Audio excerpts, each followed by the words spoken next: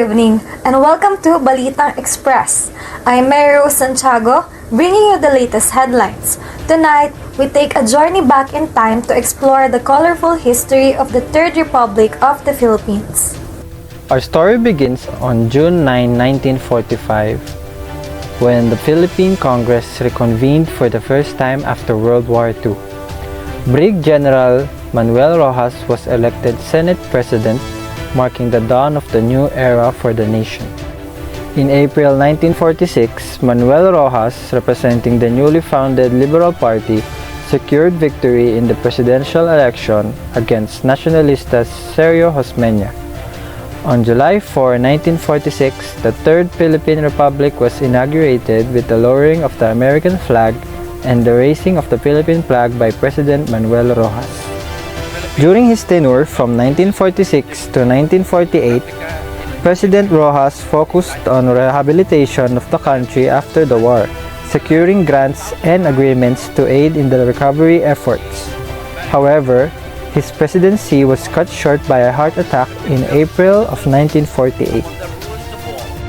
Elpidio Quirino, also from the Liberal Party, succeeded Rojas and served as the president from 1948 to 1953. Quirino's administration saw the implementation of economic and social reforms, but it was marred by allegations of graft and corruption. Ramon Magsaysay, a member of the Nacionalista Party, assumed the presidency in 1953, known as the Man of the Masses. Magsaysay focused on addressing agrarian problems, forging international agreements, and promoting social welfare programs. Carlos P. Garcia succeeded Magsaysay and served as president from 1957 to 1961. His administration was characterized by policies such as the Filipino First policy and the austerity program, aimed at promoting economic independence and fiscal responsibility. Diosdado Macapagal, representing the Liberal Party, assumed office in 1961 and served until 1965. His presidency saw significant reform, including the Agricultural Land Reform Law and the transfer of Independence Day to June 12. Ferdinand Marcos, from the Nacionalista Party, became president in 1965 and was re-elected in 1969.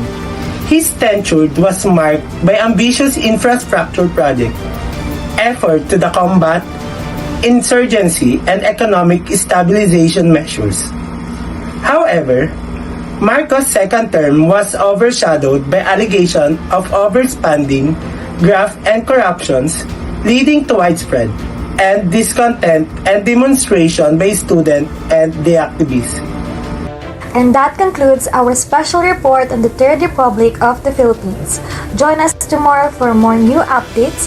I'm Santiago, signing off. Good night.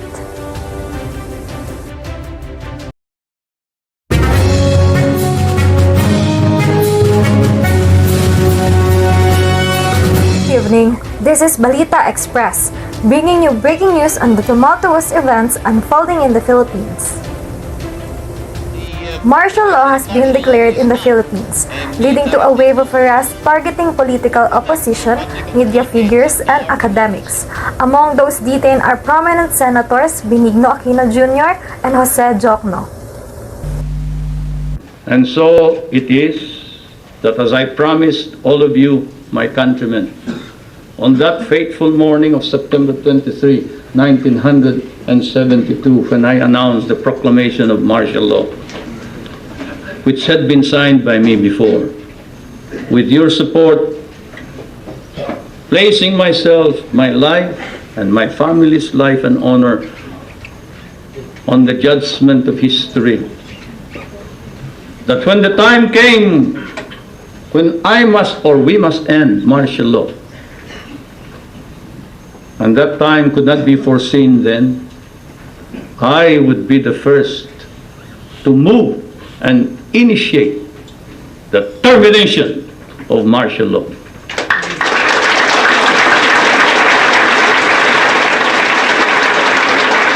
It is after deliberate, sober judgment and soul searching that I come before you and say, it is now time to terminate martial law. declaration of martial law has sparked outrage and protests across the nation, as President Marcos tightens grips on power with curfews, bans on rallies, and takeover of media outlets and public utilities. Meanwhile, the Constitutional Convention reconvenes amidst the turmoil, but anti-Marcos delegates find themselves detained. Despite this, they managed to finalize a new constitution, which grants Marcos extensive legislative powers and shift the country to a parliamentary system. In 1980, former Senator Aquino suffers a heart attack after years in prison, refusing treatment from Marcos-affiliated doctors. He is eventually allowed to seek medical care in the US, where he begins a self-imposed exile with his family. Fast forward to the controversial 1986 elections, where conflicting results ignited widespread protests amid allegations of fraud. The Catholic Church and the United States Senate condemned the election process, as opposition leader Corazon Aquino calls for civil disobedience. The People Power Revolution erupts as a military faction withdraws supporting from Marcos, triggering mass demonstrations. Led by Cardinal Sin's call to action, millions flood the streets armed with prayers and determination. As the movement gains momentum, Marcos' hold on power crumbles, facing pressure from both domestic unrest and international pressure. He flees the country, ending his decades-long reign. In a historic moment, Corazon Aquino is sworn in as president, promising national reconciliation and unity. Marcos attempts a last-ditch inauguration from exile, but his broadcast is cut short as the Filipino people celebrate their newfound freedom. Across the globe, Filipino rejoice as Marcos' departure marks the dawn of a new era for the Philippines. The long struggle for democracy has finally borne fruit, as the nation looks towards a brighter future. That concludes our special coverage of the People Power Revolution. Stay tuned for more updates on this historic event. This is Balita Express, signing off.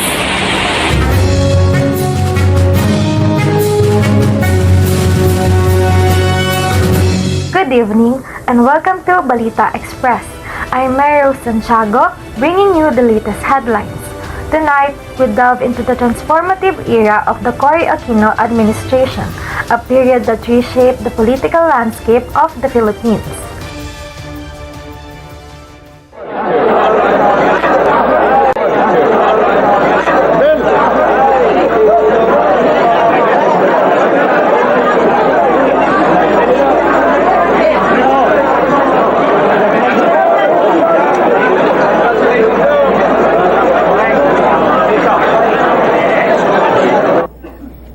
Raise your right hand and repeat after me your oath of office.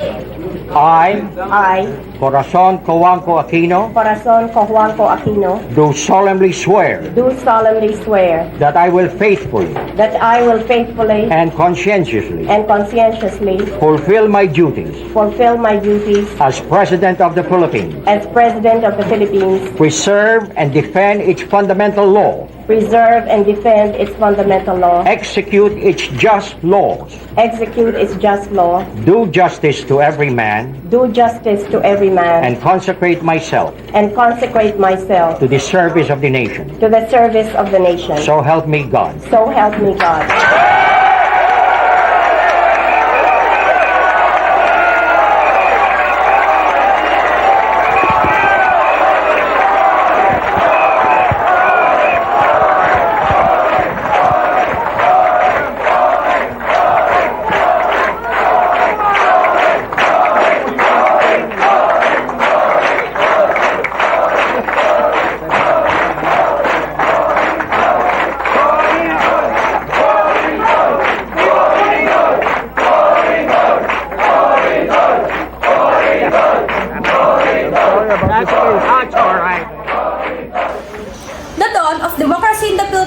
began with the Start People Power Revolution in February 1986.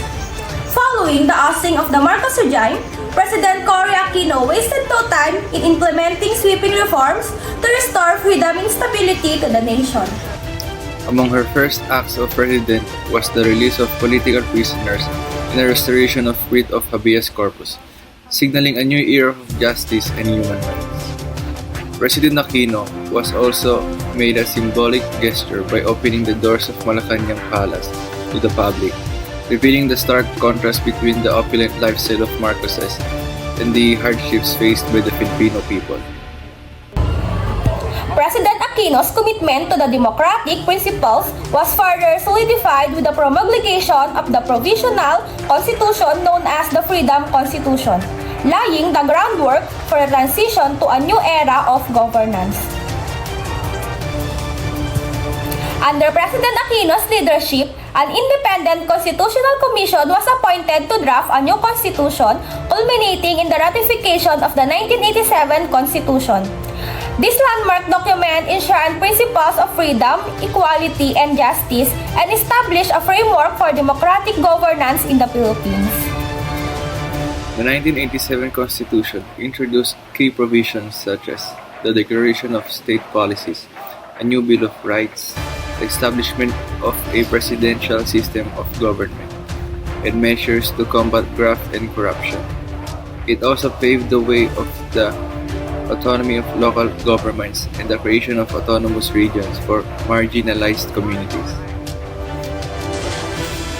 President Aquino's efforts to restore political stability were further solidified with the peaceful and honest elections of May 11, 1987, which ushered in a new era of leadership with Jovito Salonga as Senate President and Ramon Mitra as Speaker of the House of Representatives. President Aquino's steadfast commitment to democracy earned her international acclaim, including standing ovation from the U.S. Congress and being named Time Magazine's Woman of the Year in 1986. Despite facing numerous challenges, including coup attempts and natural disasters, such as the eruption of Mount Pinatubo, President Aquino's administration made significant strides in implementing the Comprehensive Agrarian Reform Program and recovering ill-gotten wealth amassed by the Marcos regime. The legacy of the Cory Aquino administration continues to shape Philippine politics to this day, providing a foundation for subsequent administration under the 1987 Constitution. That concludes our special report on the transformative era of the Cory Aquino administration. Join us tomorrow for more news and updates. I'm Mary Rose Santiago, signing off. Good night.